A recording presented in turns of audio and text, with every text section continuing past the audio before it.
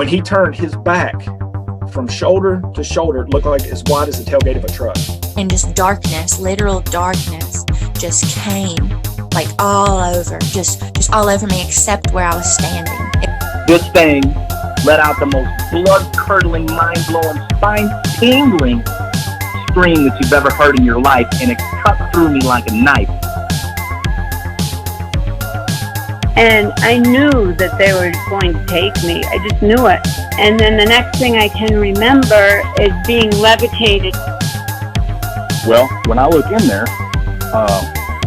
I see two big eyes staring back at me. Hello and welcome. You're listening to the Bump Podcast, a place for the believers of the unexplained, monsters, and paranormal. Join us, and we'll go face to face with what goes bump in the night.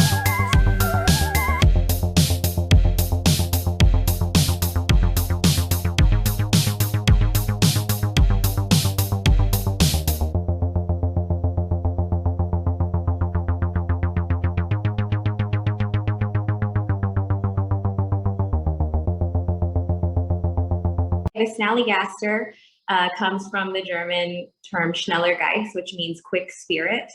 It was something that was kind of used in German culture to describe, like, you're sitting in a room and something suddenly knocks over, just weird little things. But somehow when they came over here to this area in the 1700s, this creature came to be, and there's no real exact point where it, became an invisible thing to a visible thing, but it's a chimera, so it's like a half dragon, half bird. Like, it's got a bird's face, it's got one eye, and in a lot of accounts it has these like really cool tentacles that come out of its mouth.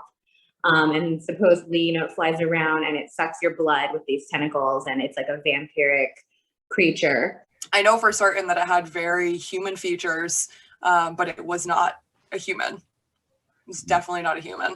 The running theory, it was really scary. I literally didn't sleep for like a week. Ooh, I hate it. My parents for a while tried to convince us it was a bear. And I was like, that's not a bear. I was like, I know what a bear looks like. Right. And that's not it. And bears also aren't that big. Yeah, good luck finding an 8-foot tall bear in New Hampshire, right?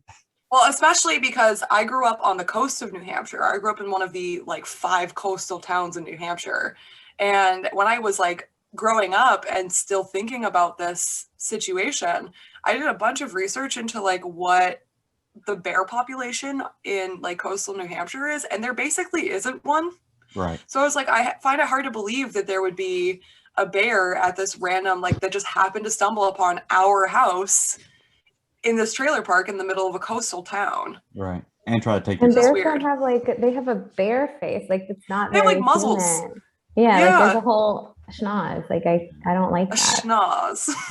Schnozberry.